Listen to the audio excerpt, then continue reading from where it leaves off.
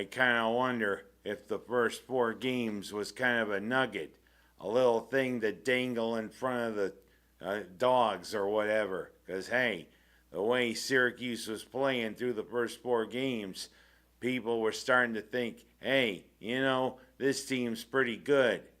And then the dudes from Durham come into the dome, and guess what? They kind of exposed the orange. Of course, it was mostly exposed by our new quarterback. Sadly, Steve Peanut Butter and Jelly is gone for the year because of his Achilles.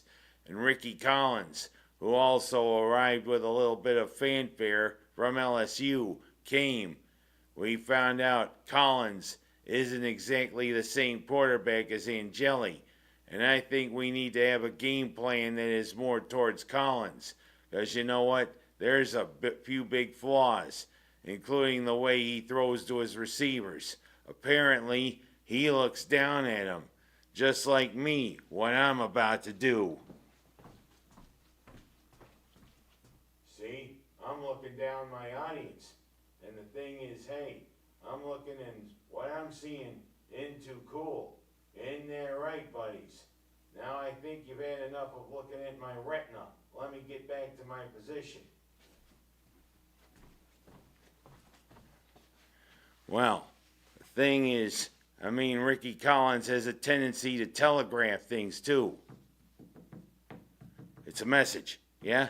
In code. What is it? Don't throw that damn ball.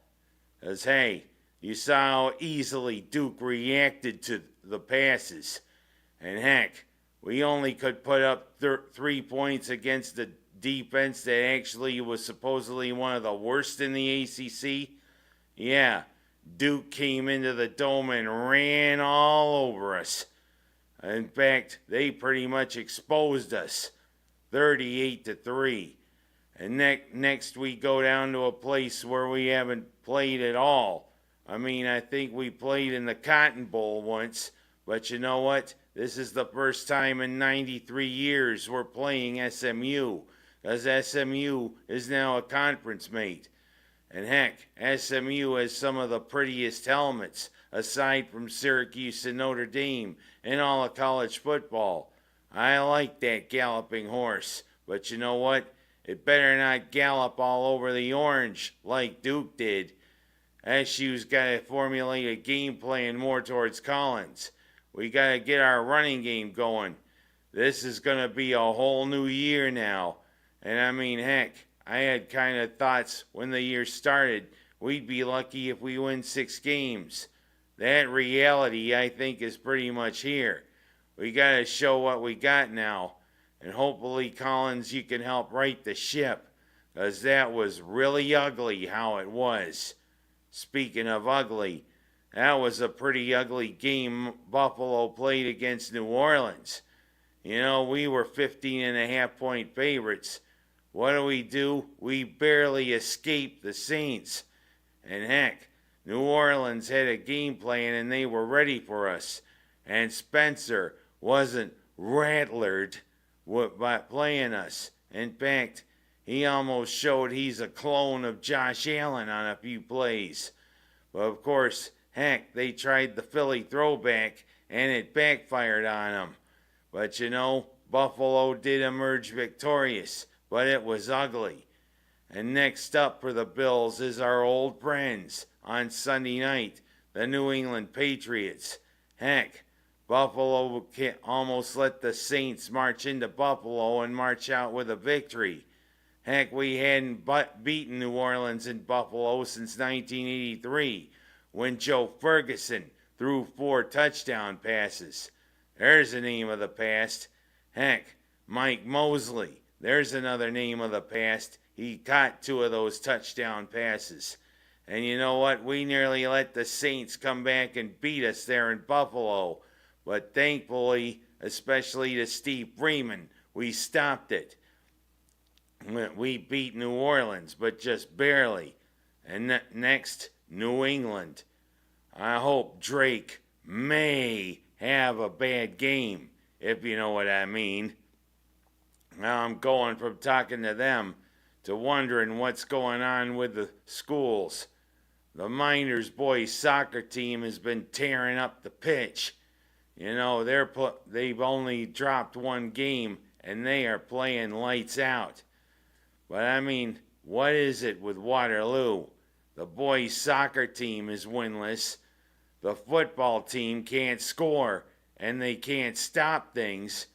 And I mean, I'm kind of wondering, the only thing that's really going for the Waterloo sports this fall is the girls volleyball team, who's playing in honor of Cameron. You know, I think she'd be smiling right now seeing the effort the girls volleyball team is given. But you know what? What's going on? And at least the Miners football team is trying to make a game of it. Heck, they hung with Clyde Savannah for a while, but fell. But of course, they beat South Seneca Romulus.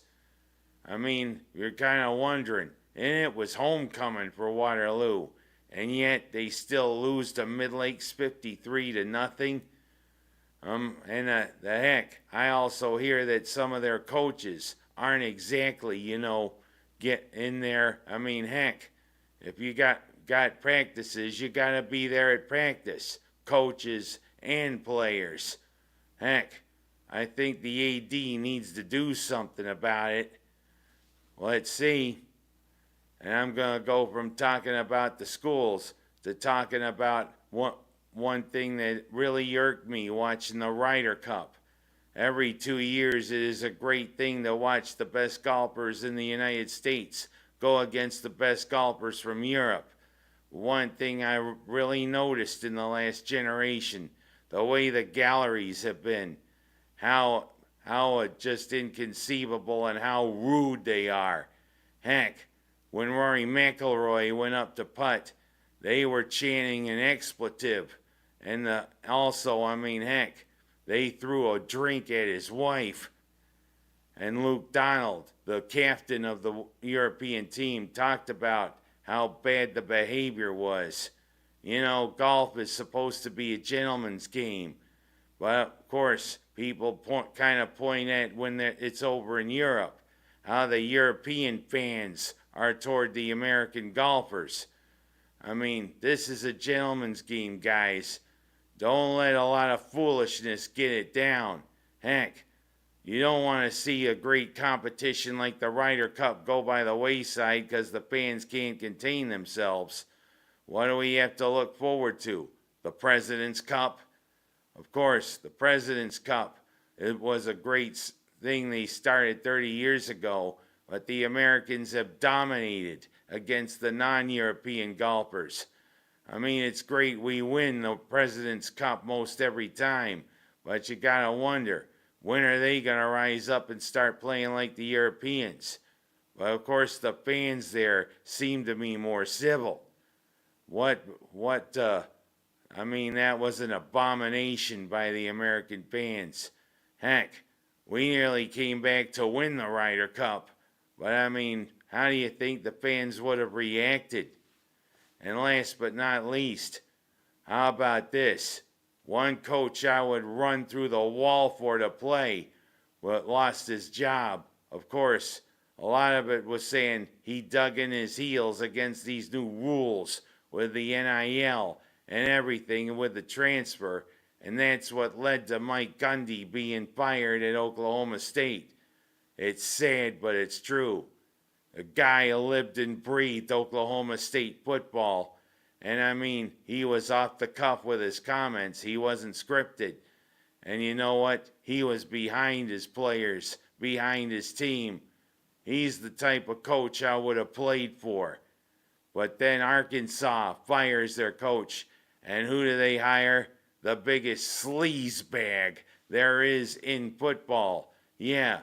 Bobby Petrino came back as the offensive coordinator, and now he's the interim head coach.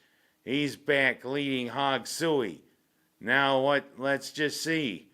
Is he going to go riding on a motorcycle with somebody other than his wife? Is he going to crash? Is he going to lie about it? Is he going to leave a four-sentence laminated statement saying, hey, I can't coach here anymore. Just like he did when he coached the Atlanta Falcons for all of 13 games.